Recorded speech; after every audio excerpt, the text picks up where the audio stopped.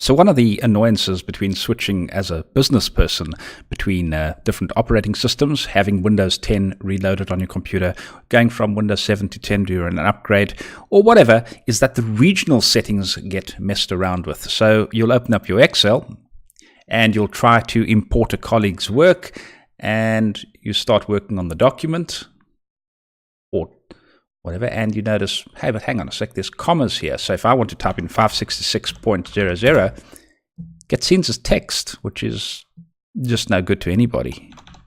And then you put a comma behind it, and lo and behold. But that's not the way we work in South Africa or the UK, as far as I'm aware. We like to have a decimal point, a dot, or a full stop for our things. So I'm going to close this down. I'm going to show you how to fix this. You're going to click on Start. You're going to type in the word Control Panel. You could obviously just click on Region, but Control Panel is easier for me. I just do it. Now, this will appear like this, or you can have it the way I prefer it, small icons. Then you click on the region. And I don't like seeing my mail in this. This affects the way your mail looks. I don't like seeing it in month, day, year. So I'm going to go here, and I'm going to change it to, if you prefer to see it as day, month, year, when you look at your mail, you can put it on United Kingdom.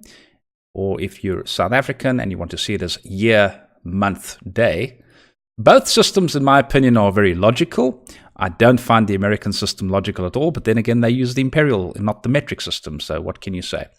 All right, so I'm going to leave it as South African. So my mails, when I look at them now, will appear as the name of the day, the number, the month, and the year. So that's a pretty convenient way of looking at emails. So this here affects the layout of your emails.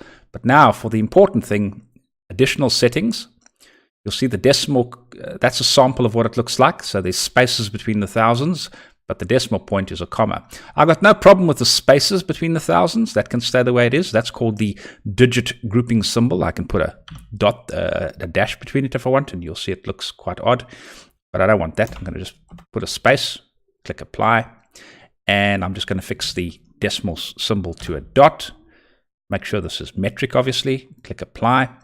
And now you see it's all great. Okay. Some people prefer to use a semicolon for a list separator. So you can tweak this to your heart's content.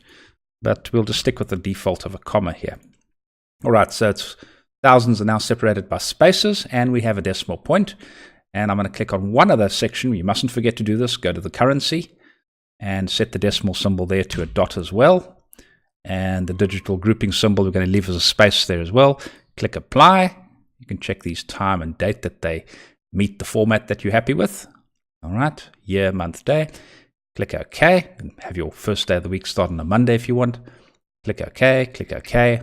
Close this all down. Go back to our Excel spreadsheet.